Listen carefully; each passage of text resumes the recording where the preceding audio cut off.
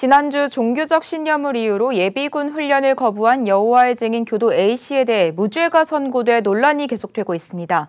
여호와의 증인 교도였던 A씨가 종교 활동을 접고 예비군 2년차 훈련까지 마친 뒤 다시 종교 활동을 시작한 게 문제인데요.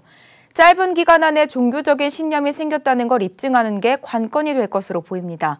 더불어 이번 판결이 양심적 병역 거부가 병역 면탈의 수단으로 활용될 수 있다는 우려도 제기됩니다. 오현근 기자의 보도입니다.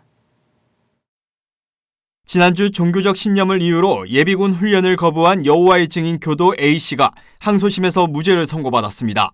전주지법 제2형사부는 향토 예비군 설치법 위반 등 혐의로 기소된 A씨에 대해 검사의 항소를 기각하고 무죄를 선고한 원심을 유지했습니다. 하지만 A씨의 종교 활동에 의문이 있습니다.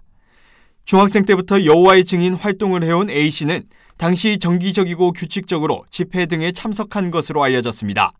하지만 대학에 진학하고 나서부터는 신앙생활을 접고 4주간 군사훈련을 거쳐 산업기능요원으로 대체복무를 해왔습니다. 소집 해제 후 예비군 2년차 훈련까지 받았지만 A씨는 돌연 여호와의 증인을 다시 믿기로 하면서 예비군 3년차 훈련부터 거부하기 시작합니다. 2015년부터 2017년까지 50여 차례의 예비군 교육훈련 소집 통지서를 받고도 훈련에 참여하지 않은 혐의로 A씨는 기소됐습니다.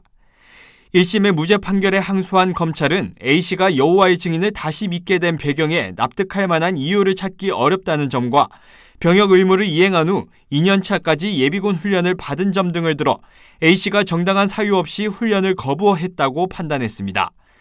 재판부는 피고인의 예비군 훈련 거부는 종교적 신념의 근거에 형성된 확고하고 진실한 양심에 의한 것이라고 판결의 이유를 밝혔습니다.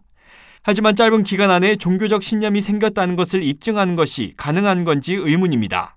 신앙적 양심 결정에 따라서 정말 집청 거부했냐 안 했냐 이것을 밝히는 게 이제 쟁점인데 검찰은 짧은 시간 안에 그렇게 확고한 신념이 생겼겠느냐라고 의문을 품고 항소했겠죠. 병역 면탈의 또 수단으로 사용되지 않도록 엄격하게 집행할 필요가 있습니다.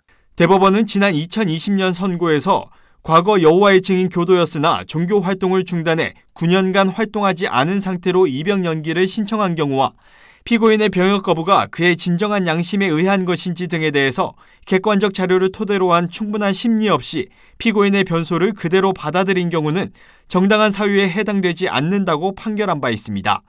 이 판례들은 양심적 병역 거부에 해당되는지 여부를 판단하는 기준으로 법조계에서 활용되고 있습니다. 그 기준은 이미 대법원에서 엄격한 기준을 몇 가지 세워가고 있는 거예요. 또 이번도 이런 사례를 통해서 어떤 기준이 세워지는 거죠. 기준을 세우기 위해서라도 사실은 대법원에 가는 게 좋긴 좋아요.